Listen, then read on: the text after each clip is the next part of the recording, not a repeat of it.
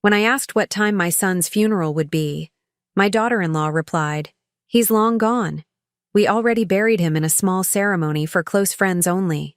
A week later, she called me in a panic. "What are you doing to my life?" "I'm glad to have you here. Follow my story until the end and comment the city you're watching from, so I can see how far my story has reached." I was arranging flowers in my kitchen when the phone rang. White lilies, Blaine's favorite since he was little. I'd bought them thinking maybe, just maybe, I could bring them to him at the hospital. The doctors had said he was stable, that there was time. "Hello?" I answered, still holding a lily stem. "Opal." Nola's voice was flat, emotionless, not the voice of a grieving wife. "I'm calling about the funeral arrangements." My heart stopped. The lily fell from my fingers onto the linoleum floor. "Funeral? What funeral?" The doctor said Blaine was... "When did you last speak to a doctor, Opal?" Her tone was sharp, impatient, like I was bothering her with stupid questions. I fumbled for words, my mind reeling. "Yesterday morning. Dr. Henderson said the surgery went well, that Blaine was resting." "That was 2 days ago," she cut me off. "Blaine died yesterday evening. Complications from the infection." The kitchen spun around me. I gripped the counter so hard my knuckles went white. "No, that's not. Why didn't you call me? Why didn't someone—" I tried calling. Her voice held no warmth, no comfort for a mother who'd just learned her son was dead. "You didn't answer." I grabbed my phone, scrolling frantically through missed calls. Nothing. No calls from Nola, no calls from the hospital. My phone had been with me constantly, waiting for news about my boy. "There are no missed calls from you," I whispered. "Well, maybe your phone was off. Doesn't matter now." I could hear her moving around, probably packing or organizing something, always organizing, always controlling. "The point is, I need to know what time works for you for the funeral. We're thinking Thursday at 2. Thursday. It was already Tuesday evening. That's very soon. Don't we need more time to plan? To notify people?" "It's planned already. Small ceremony, immediate family only. Pastor Williams from my church will officiate." My church. Not our church. Not the church where Blaine was baptized, where he sang in the children's choir every Sunday until he was 12. Her church, where I'd never been welcome. "Nola, please, can we talk about this? I know you're grieving too, but Blaine was my son. I need to be part of about that." Her voice turned colder, if that was possible. "I've been thinking, and honestly, it might be better if you didn't come." The words hit me like a physical blow. I actually stepped backward, my hip bumping against the kitchen table. "What did you just say?" "You heard me. It would be too emotional, too complicated. Blaine wouldn't have wanted a scene at his funeral. A scene. As if a mother grieving her only child was a scene. As if my presence at my own son's funeral would be inappropriate. Nola, you can't be serious. He's my son, my only child. He was my husband. And frankly, Opal, where have you been the last 5 years? You barely called, barely visited. Don't pretend you were close to him now." Each word was a knife, because there was just enough truth in them to hurt. I hadn't called as much as I should have. I hadn't visited as often as I wanted to, but every time I tried, there was always a reason I couldn't come, always some conflict or issue that Nola discovered. "I tried," I whispered. "Every time I planned to visit, something came up. You said he was too tired, or you had plans, or—" "Exactly. You tried. That's not the same as being there." I thought about all the birthdays where my calls went unanswered, the Christmas invitations that were withdrawn at the last minute, the grandchildren I'd never met because Nola said it would be too confusing for them to have multiple grandmother figures. "Wait, grandchildren? The kids," I said suddenly. "Blaine's children. I should at least—" "What children?" Nola's voice was genuinely confused now. "He told me. 2 years ago he said you were expecting. Then last year he mentioned the baby was walking and—" Nola laughed. Actually laughed. "Opal, we never had children. I don't know what Blaine told you, but we decided against kids years ago. My career, his health issues. We were happy, just the two of us. The lies. The elaborate stories Blaine had told me about his imaginary children. The photos he'd shown me that must have been of other people's kids. Why would he lie about something like that?" "I don't understand," I murmured. "Look, Opal, I don't have time for this right now. I have a funeral to finalize. The service is Thursday at 2 at Peterson's funeral home on Maple Street. If you really insist on coming, fine, but keep it together, okay? This isn't about you. She hung up before I could respond. I stood there holding the dead phone, staring at the lily on my kitchen floor. My son was dead, and I'd learned about it from his wife like it was an inconvenience she needed to manage. I called the hospital, my hands shaking as I dialed. St. Mary's, how can I help you? I'm calling about my son, Blaine Morrison.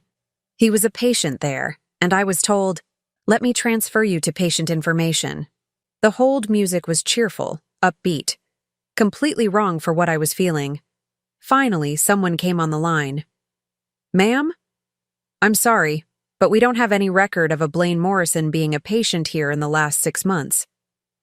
That can't be right. He had surgery 2 days ago. Dr. Henderson was his surgeon. We don't have a doctor. Henderson on staff, ma'am. Are you sure you have the right hospital? I hung up, my mind spinning. What hospital had Blaine been in? Why had I thought it was St. Mary's? The conversations with him over the past weeks blurred together in my memory. Had I assumed which hospital? Had he actually told me, or had I filled in the blanks myself? The funeral home. I could call Peterson's, at least confirm that much. Peterson Funeral Home, this is Margaret speaking. Hi, I'm calling about the service for Blaine Morrison on Thursday. Oh yes, Mrs. Morrison. Everything is arranged just as you requested. Closed casket, small service, immediate family only. Will you be bringing the flowers, or should we handle the arrangements? I'm not Mrs. Morrison, I said slowly. I'm Opal Morrison, Blaine's mother. Silence on the other end. Then, oh my, I'm so sorry, Mrs. Morrison. Your daughter-in-law specifically said that the guest list was finalized and that no additional family members would be attending. I assumed. She said I wasn't coming. She said it would be too difficult for you, that you preferred to grieve privately. I'm terribly sorry for the confusion. Too difficult for me. As if seeing my son laid to rest would be harder than not being there at all. The service is definitely Thursday at 2? I asked. Well, actually, there's been a change. Mrs. Morrison called an hour ago and moved it up to tomorrow at 10 in the morning. She said something about wanting to get it over with quickly, for everyone's sake. Tomorrow, Wednesday morning, less than 12 hours from now. She'd moved my son's funeral and hadn't even bothered to tell me. I hung up and sank into my kitchen chair, staring at the lily on the floor. In the morning, while I was probably having coffee and reading the newspaper, my only child would be buried. His wife, the woman who'd systematically excluded me from his life, would be the only one there to say goodbye. But maybe that's exactly what she wanted. Maybe that had always been the plan. The realization hit me like ice water. I might never even know where my son was buried. I didn't sleep that night. Instead, I sat in Blaine's old bedroom, surrounded by photos and memories, trying to piece together when everything went wrong. The room had been untouched since he moved out 12 years ago. His baseball trophies still lined the shelves. His college diploma hung crooked on the wall where he'd hastily placed it before graduation. When did I lose my son?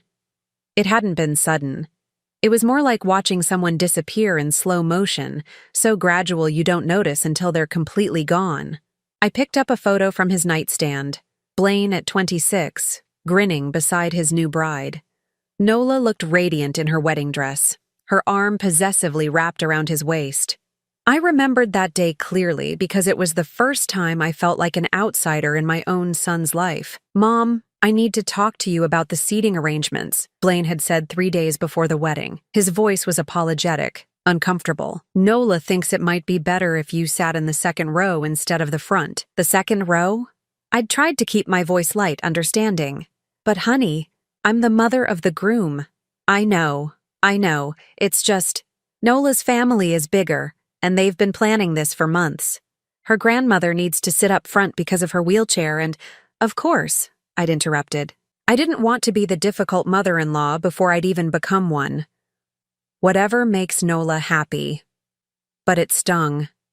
And looking back now, it was the first of many small concessions that added up to complete exclusion.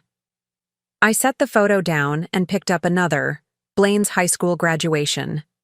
He was beaming, his cap askew, his arm around my shoulders. Back then, I was his whole world. His father had left when Blaine was 8, and it had been just the two of us for so many years. We were a team. "Mom, you're embarrassing me," he'd said that day, but he was laughing, happy, present. When had that changed? When had I become the embarrassment instead of the source of pride? I pulled out my old calendar from the year after his marriage, flipping through the pages.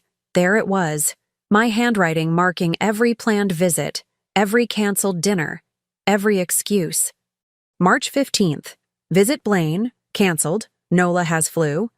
April 22nd, Easter dinner, moved to Nola's parents instead. June 3rd, Blaine's birthday, we'll celebrate next week. We never did. August 17th, weekend visit, Nola's sister visiting, maybe next month. The pattern was so clear now. How had I not seen it then? Every time I tried to make plans with my son, Nola had a reason why it wouldn't work.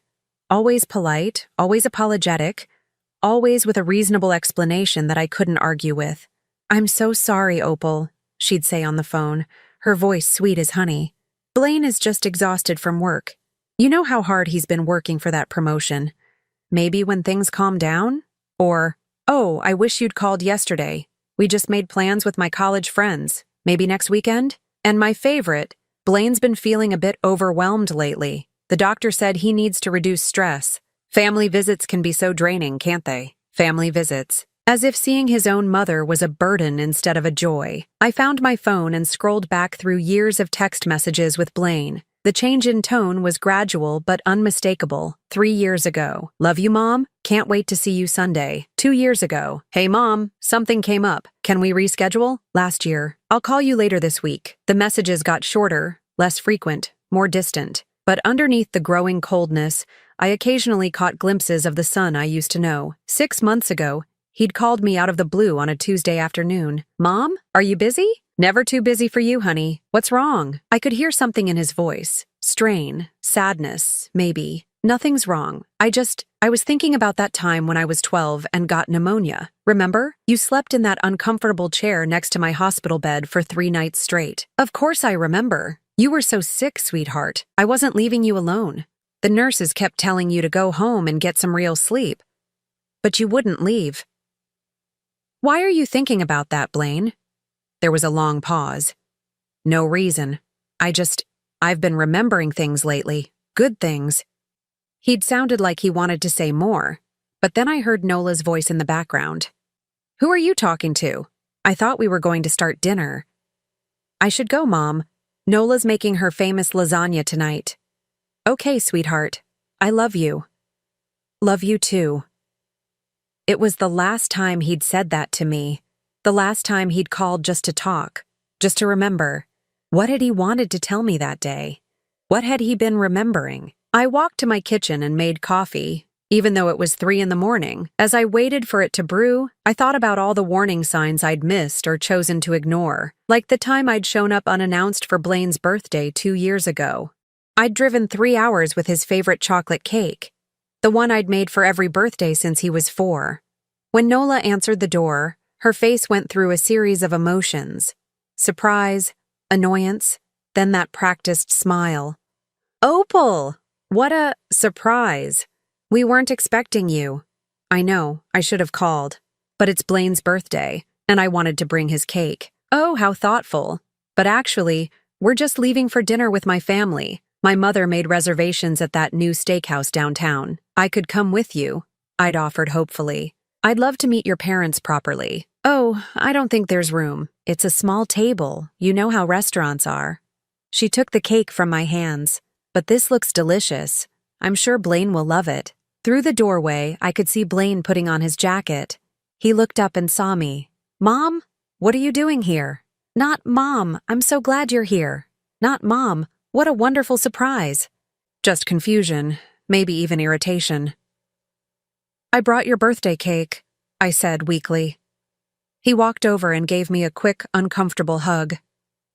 "You didn't need to drive all this way. We could have celebrated this weekend." But we hadn't celebrated that weekend. Or the next one. The cake sat in their refrigerator until it went stale, and I never found out if Blaine even had a slice. Now, sitting in my kitchen at 3 a.m., I realized that Nola hadn't just been making excuses. She'd been training my son to see me as an inconvenience.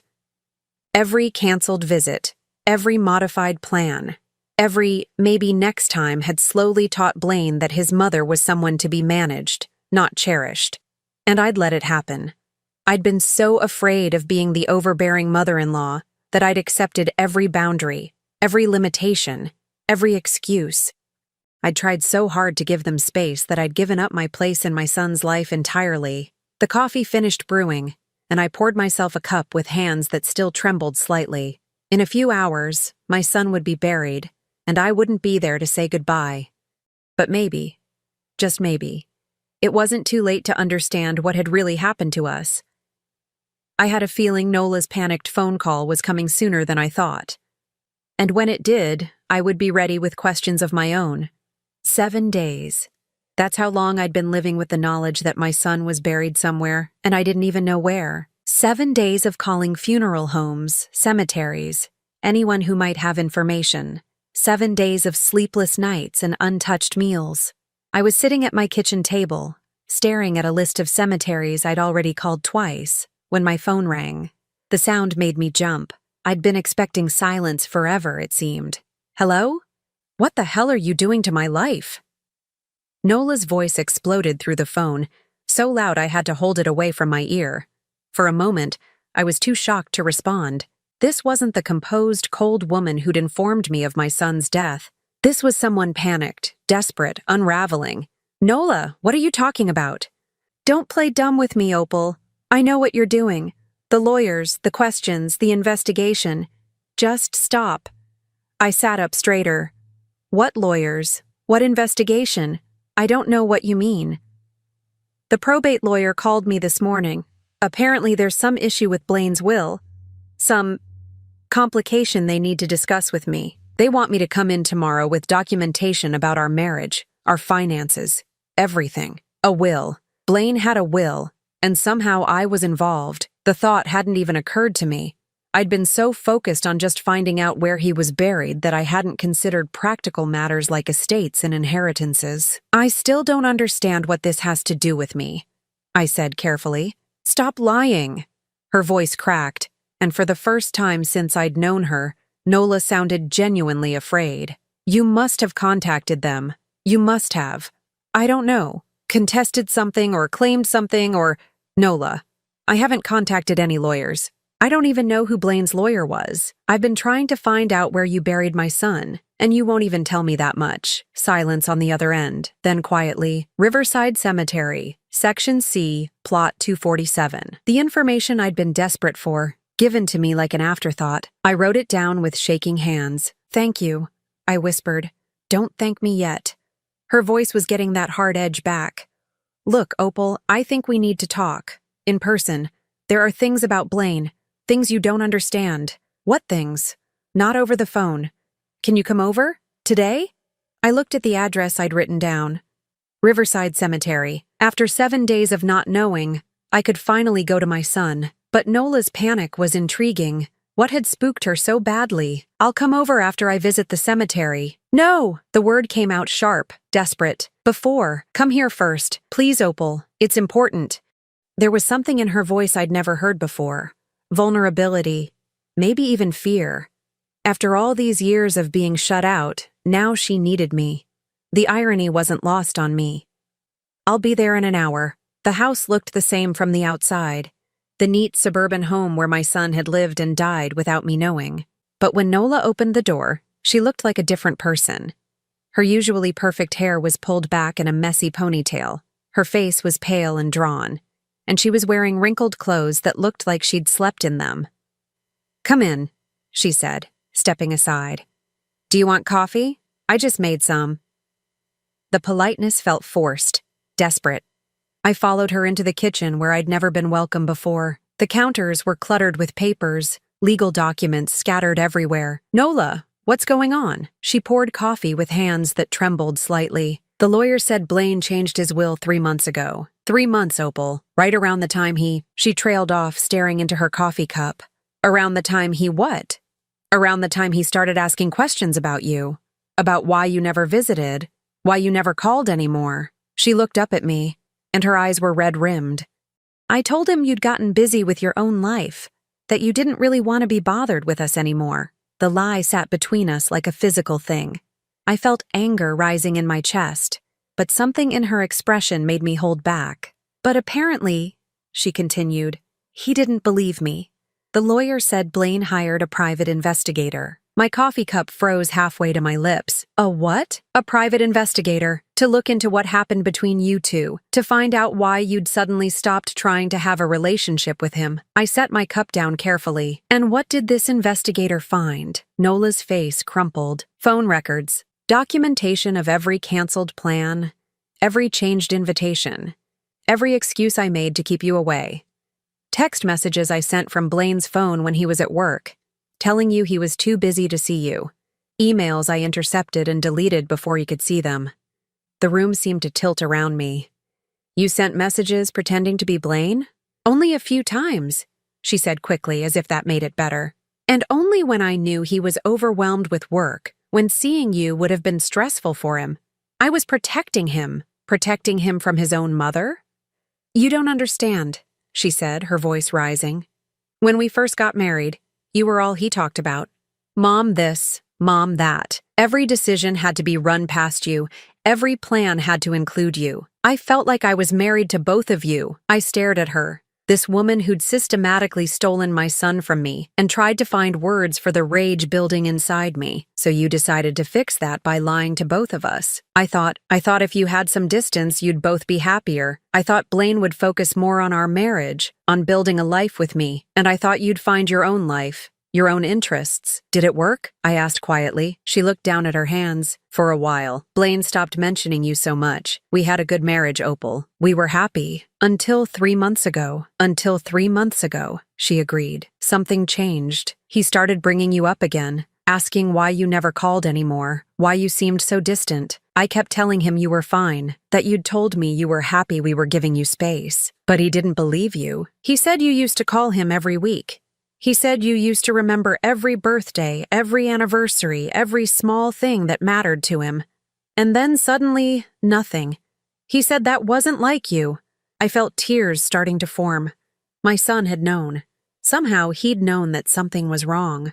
So he hired an investigator. Yes. And apparently, what they found. She gestured helplessly at the papers scattered across the counter. It was enough to make him change his will. The lawyer said he left everything to you, Opal. The house, his savings, his life insurance, everything. I felt like I'd been hit by a truck. Everything? There's a letter, she said quietly. The lawyer has it. Something Blaine wrote to go along with the will. I don't know what it says, but... She looked up at me, and I saw real fear in her eyes. I think he found out everything I did, and I think he was planning to leave me. The silence stretched between us.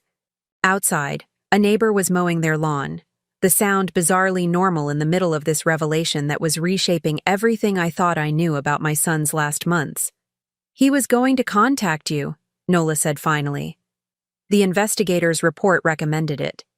Said there was clear evidence that your relationship with Blaine had been sabotaged by a third party, by you, by me. She stood up abruptly, pacing to the window. I never meant for it to go this far, Opal. I never meant to keep you from him completely. I wanted to be first in his life for once. And now he's gone. And you've lost everything. She turned to face me, tears streaming down her face. I've lost everything that matters. And the worst part is, I think he knew. I think he knew what I'd done. And he died thinking I was a monster. Maybe he had. Maybe in those final months, my son had finally seen through the web of lies his wife had built around us.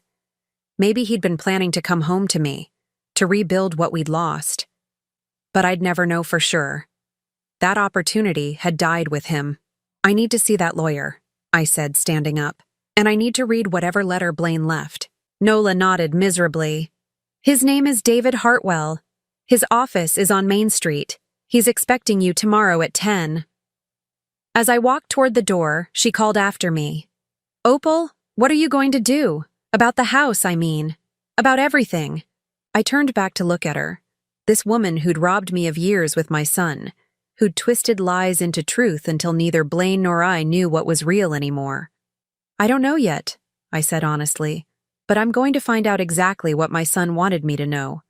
The door clicked shut behind me, and for the first time in 7 days, I had somewhere I needed to be.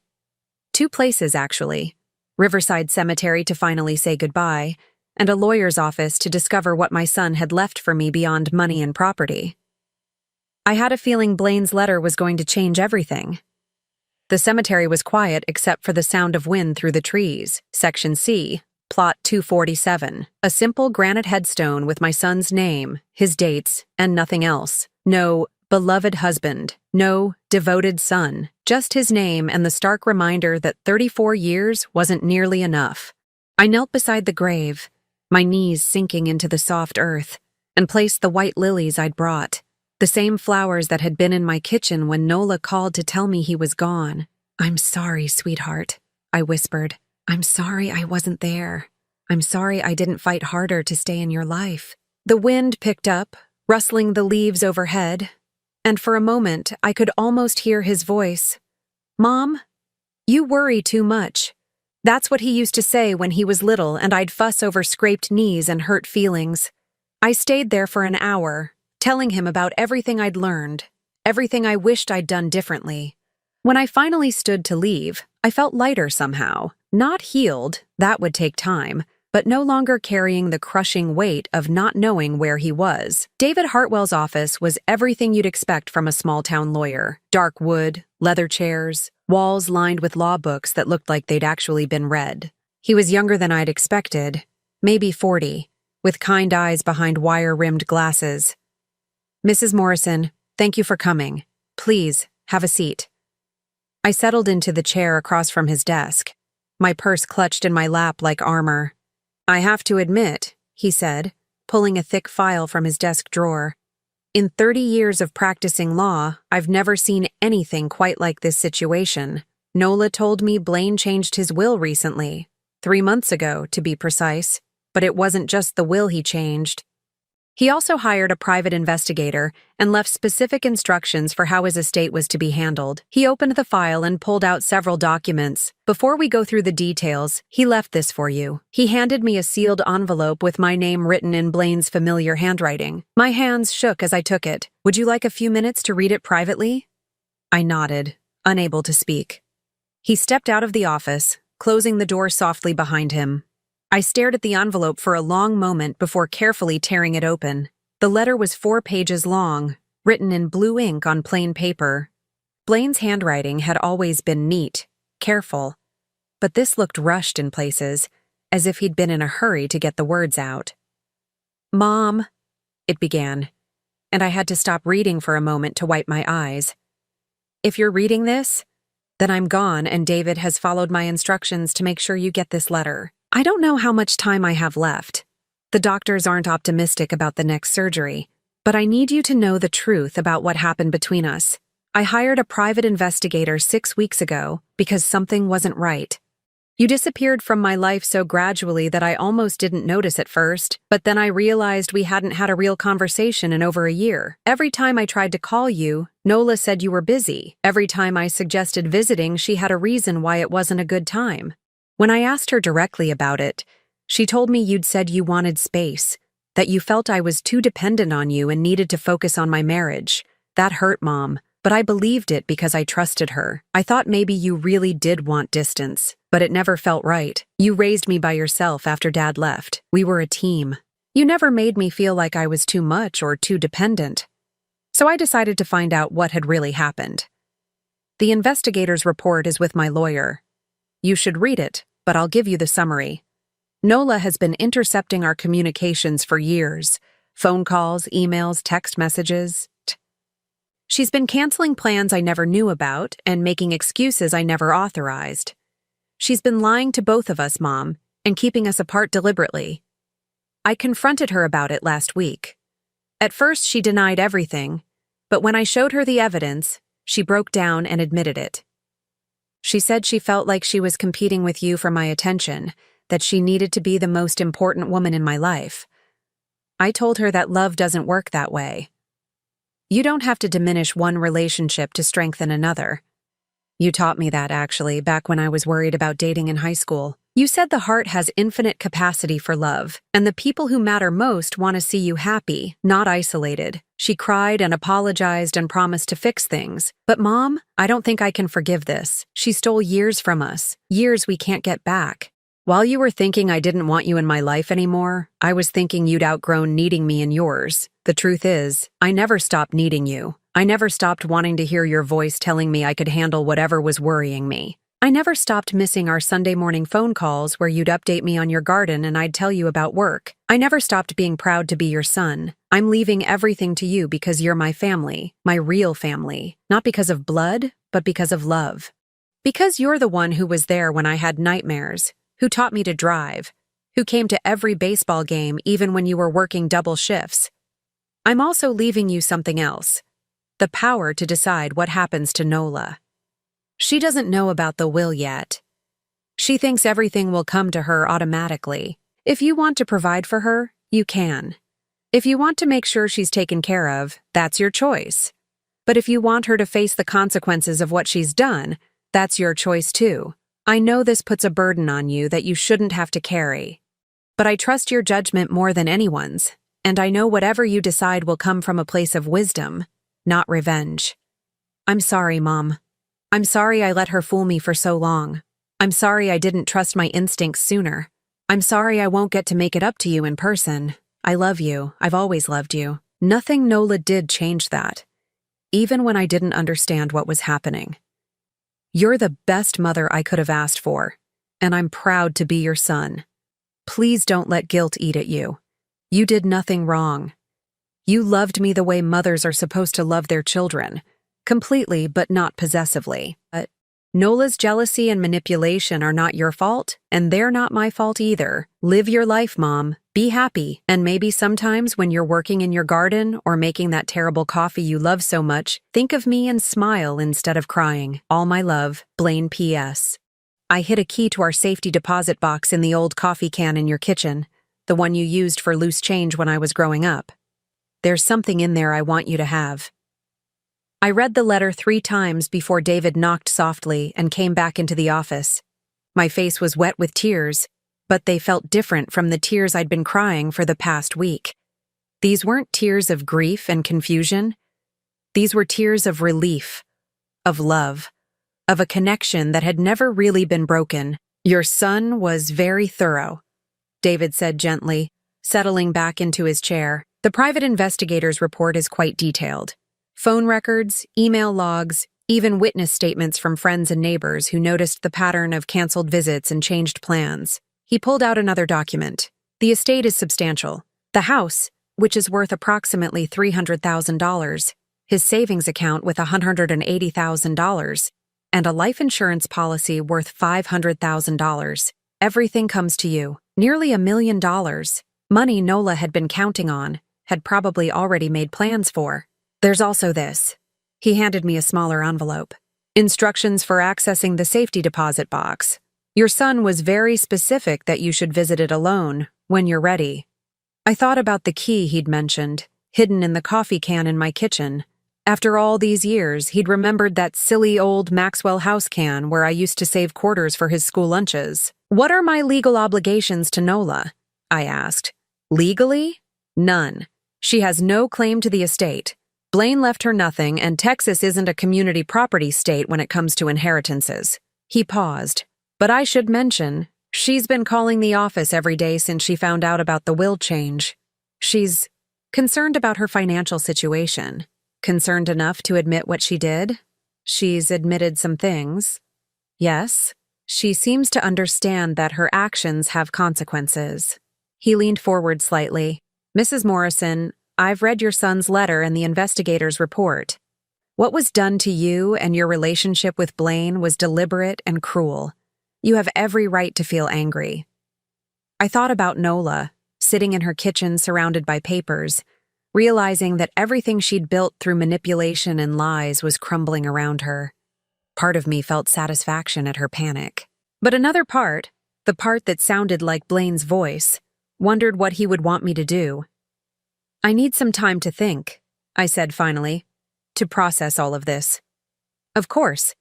Take all the time you need. When you're ready to make decisions about the estate, call me. He handed me his card and copies of all the documents. And Mrs. Morrison, your son spoke about you often when he was preparing these arrangements. He wanted you to know that none of this was your fault and that he never stopped loving you. I walked out of that office feeling like I was carrying my son's voice with me for the first time in years. Not the distant, polite voice I'd heard in our last few conversations, but the voice of the boy who used to call me his best friend. There was one more stop I needed to make. The safety deposit box could wait, but the coffee can in my kitchen couldn't. I needed to hold whatever piece of my son was waiting for me there. The drive home felt different somehow, like I was finally going in the right direction. The old Maxwell House coffee can sat exactly where it had for the past 15 years, on the top shelf of my kitchen pantry, behind the flour and sugar. I'd forgotten it was even there, this relic from when Blaine was in high school and I'd save loose change for his baseball tournament fees and pizza money. My hands trembled as I lifted it down.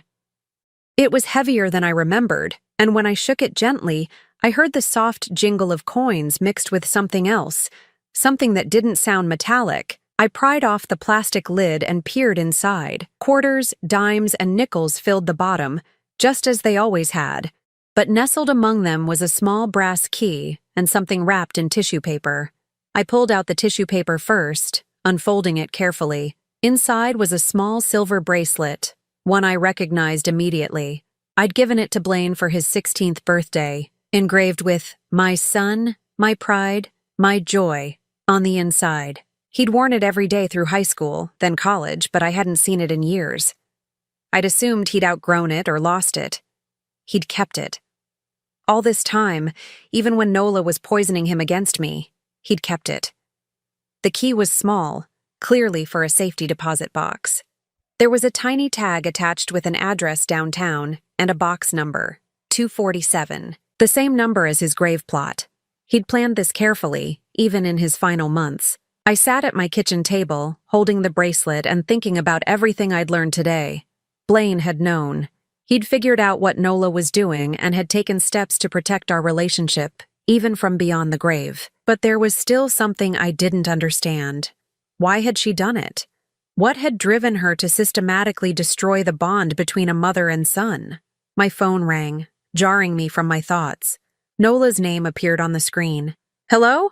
Opal, thank God you answered. Please, I need to see you again. There are things I didn't tell you yesterday. Important things." Her voice was different again, not the desperate panic from yesterday, but something closer to resignation. "What things?" "About why I did what I did. About things that happened before Blaine and I got married. You deserve to know the whole truth." I looked at the bracelet in my palm, at the key that would unlock whatever final message my son had left for me. Part of me wanted to hang up, to focus on Blaine's legacy instead of Nola's excuses, but another part needed to understand. For Blaine's sake, if not for my own. "I'll come over, but this is the last time, Nola. After today, I don't want to see you again unless it's through lawyers." "I understand." An hour later, I sat in her living room again, but this time the atmosphere was different. She'd cleaned up the scattered papers, made an effort to look presentable. She served coffee in actual cups instead of mugs, as if formality could somehow make up for years of deception. "I need to start from the beginning," she said, settling across from me. "From before Blaine and I even met." She stared into her coffee cup as if the words she needed were floating there. "I was engaged before, to a man named Marcus. We'd been together for 3 years, planning our wedding, building a life together." She looked up at me. "His mother hated me from day one." I waited, not sure where this was going. "She thought I wasn't good enough for him. Wrong social class, wrong family background, wrong everything. She did everything she could to break us up, exactly the kind of thing you probably think I am." "Nola, let me finish, please." She took a shaky breath. She succeeded. Marcus chose her over me. Canceled our wedding 3 weeks before the date because his mother convinced him I was only after his money, that I didn't really love him. I could see where this story was heading, and despite everything she'd done to me, I felt a flicker of sympathy. When I met Blaine, I swore I would never let another mother come between me and the man I loved. I know that doesn't justify what I did, but I need you to understand that it wasn't about you personally. It was about my own fear, so you decided to eliminate me as a threat. I decided to protect my marriage. She stood up, pacing to the window. But somewhere along the way, it stopped being about protection and became about control. I liked being the only woman in Blaine's life. I liked that he turned to me for everything, even when you could see it was hurting him. That's the thing, Opal. I convinced myself it wasn't hurting him. Every canceled visit, every intercepted call, I told myself I was saving him from disappointment.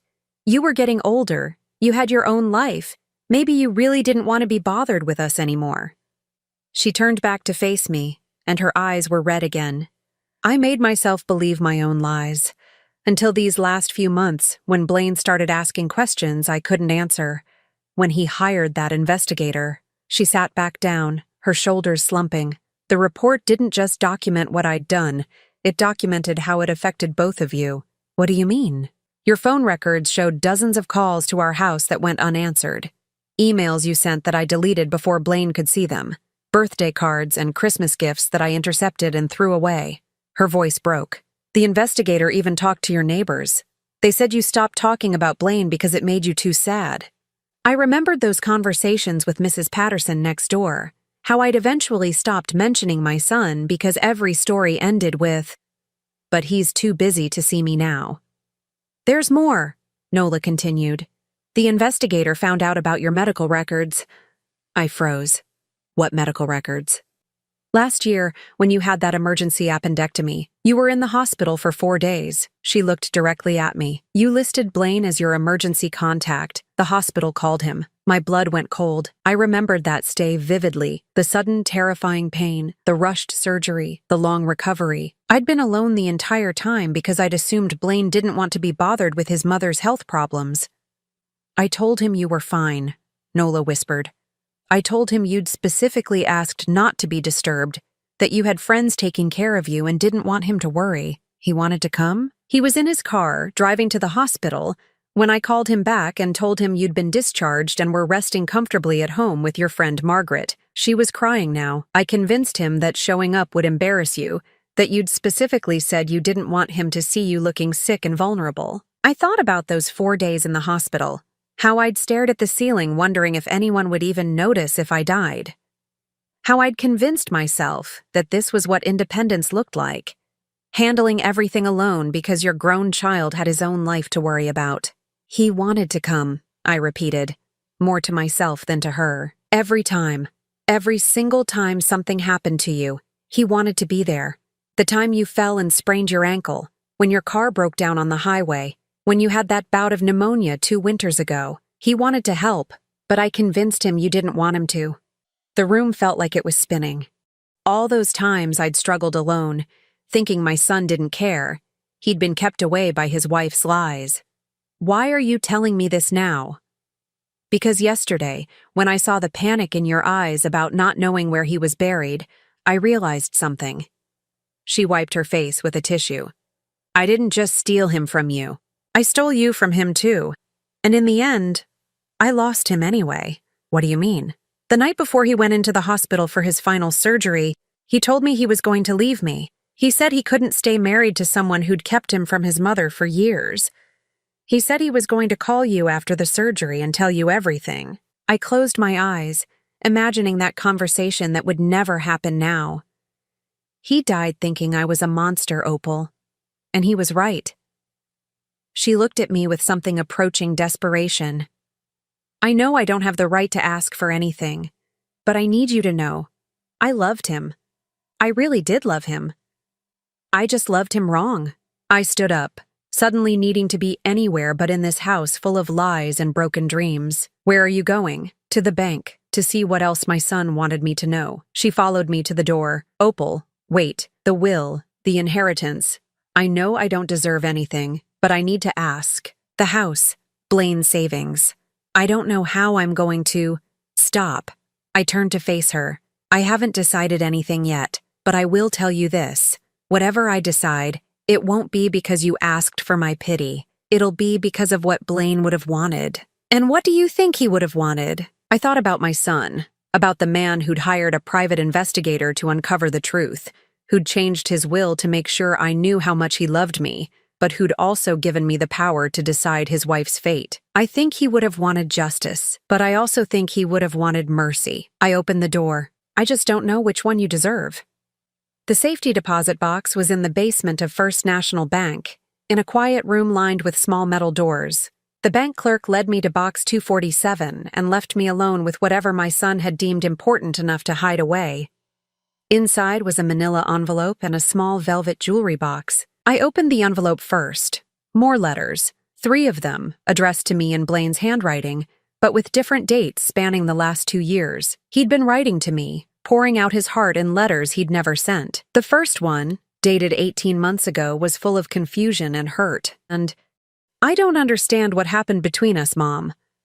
I keep trying to figure out what I did wrong, but I can't remember any fight, any moment when things changed. The second, from 8 months ago, showed growing suspicion. Something's not right. Nola always has an excuse when I want to call you, always a reason why we can't visit. I'm starting to think she's lying to me about something. The third letter was dated just 6 weeks ago, right around the time he'd hired the investigator. I'm going to find out the truth, Mom. If she's been keeping us apart, I'm going to fix this. I miss you more than I can say. I opened the jewelry box with tears streaming down my face. Inside was my mother's ring, the one I'd given Blaine when he got engaged, telling him to save it for his first daughter. He'd saved it for me instead. There was a note tucked under the ring. This belongs with you, where it always belonged. Love, your son. I slipped the ring onto my finger and sat in that quiet bank vault, surrounded by my son's love letters and the proof that our bond had never really been broken. Nola had built walls between us, but she hadn't destroyed what we had. Now I had to decide what to do with the power Blaine had left me, the power to rebuild or to punish, to show mercy or to demand justice. For the first time since this nightmare began, I knew exactly what my son would have wanted me to do. I spent 3 days thinking about what Blaine would have wanted. 3 days reading and rereading his letters, wearing my mother's ring, and trying to separate my anger from my love for my son. On the 4th day, I called David Hartwell and scheduled a meeting with both him and Nola. She arrived at the lawyer's office looking like she hadn't slept in weeks. Her clothes were wrinkled, her hair unwashed, and she clutched a tissue box like a lifeline. When she saw me, her eyes immediately filled with tears. Opal, sit down, Nola. My voice was calm, controlled. I'd found my center in those letters from my son, in the certainty of his love for me. David cleared his throat and pulled out the estate documents. Mrs. Morrison has made her decision regarding the distribution of Blaine's assets. Nola's hands were shaking as she waited for me to speak. I've decided to give you the house, I said quietly. Her eyes widened in shock. What? The house is yours, free and clear, but that's all. I leaned forward, meeting her gaze directly. The savings account and life insurance money will go into a foundation in Blaine's name, supporting programs that help children maintain relationships with their grandparents after divorce or family conflict. She blinked rapidly, trying to process what I was saying. Why? She whispered. Because Blaine wouldn't have wanted you to be homeless, but he also wouldn't have wanted you to profit from the pain you caused. I pulled out one of his letters and read aloud. The heart has infinite capacity for love, and the people who matter most want to see you happy, not isolated. I taught him that when he was 17, worried about dating his first girlfriend. He never forgot it. I folded the letter carefully and put it back in my purse. Blaine understood that love isn't about control or possession. It's about wanting the best for someone, even when they hurt you. Nola was sobbing now, quiet tears that seemed to come from someplace deep and broken inside her. I don't deserve this kindness, she said. No, I agreed. You don't. But my son did, and this is what he would have wanted. David cleared his throat. There are conditions to this arrangement. Nola looked up, wiping her eyes. You'll sign a statement acknowledging what you did, I continued. Full disclosure of how you manipulated both Blaine and me. how you intercepted communications and fabricated excuses to keep us apart. It won't be made public unless you ever try to contact me again or spread lies about our family. I understand. You'll also attend counseling. Real counseling.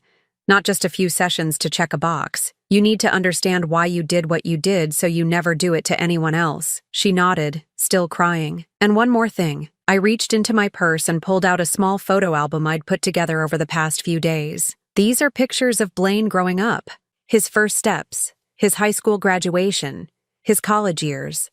All the moments you never saw because you were too busy trying to erase me from his life. I slid it across the table to her. I want you to look at these and understand what you destroyed. Not just my relationship with him, but his relationship with his own history. Every story about his childhood that he couldn't share with you because it involved me. Every family tradition that died because you cut us off from each other. She opened the album with trembling hands, staring at a picture of 5-year-old Blaine covered in birthday cake frosting, grinning at the camera. "This is the son you married," I said. "The man he became because he was raised with love, not manipulation. Because he was taught that family means supporting each other, not controlling each other." She turned the page and found a photo of teenage Blaine and me at his high school graduation, both of us beaming with pride. "He was so excited that day," I said softly. "He told everyone that his mom was his hero because I'd worked 2 jobs to put him through school. He said I was the strongest person he knew." "He said that about me too," Nola whispered. "After we got married, he said I was strong for building my own career, for knowing what I wanted. Then why wasn't that enough? Why did you need to be the only strong woman in his life?" She stared at the photo for a long time before answering. "Because I was terrified of losing him the way I lost Marcus. But I realize now that I lost him anyway. I just lost him more slowly, one lie at a time." David handed her the documents to sign.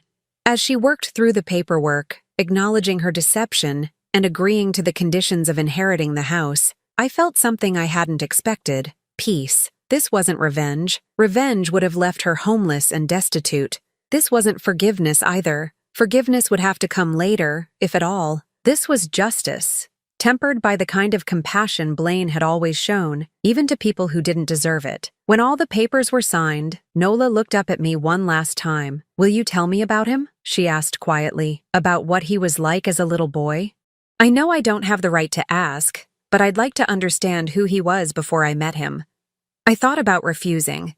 She'd stolen years of my son's stories from me. Why should I give her any back?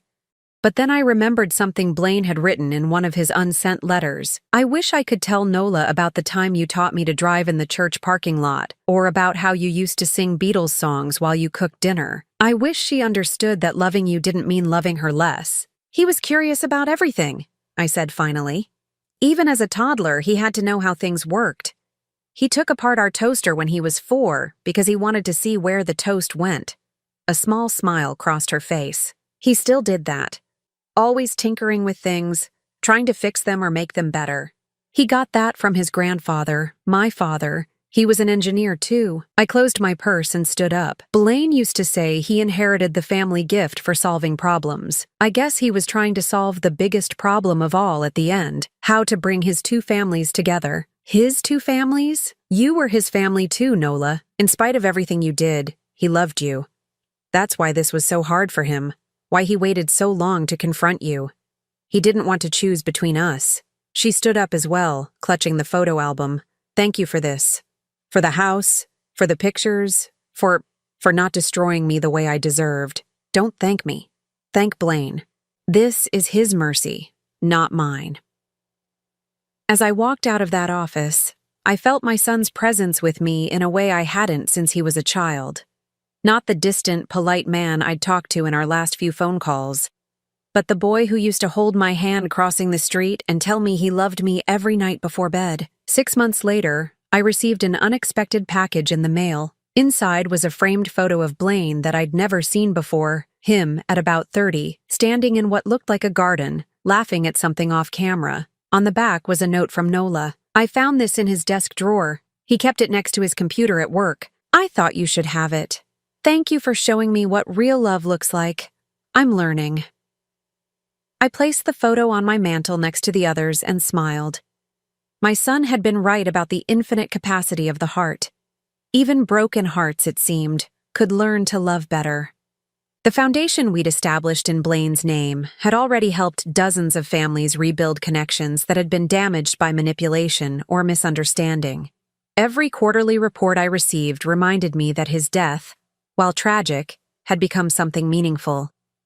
But the real healing happened on quiet Sunday mornings when I worked in my garden, wearing my mother's ring and thinking about my son.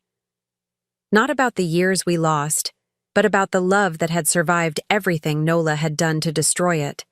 He'd found a way to come home to me after all. Not in person, but in the letters he'd written, the money he'd left for helping other families, and the peace he'd given me in letting me choose mercy over revenge. Some bonds, I'd learned, are stronger than lies. Some love is bigger than loss. And sometimes, the greatest gift a child can give a parent is proof that they never stopped believing in the relationship that shaped them, even when that relationship seemed broken beyond repair. I still missed him every day. I always would. But I no longer carried the crushing weight of thinking he'd died not loving me.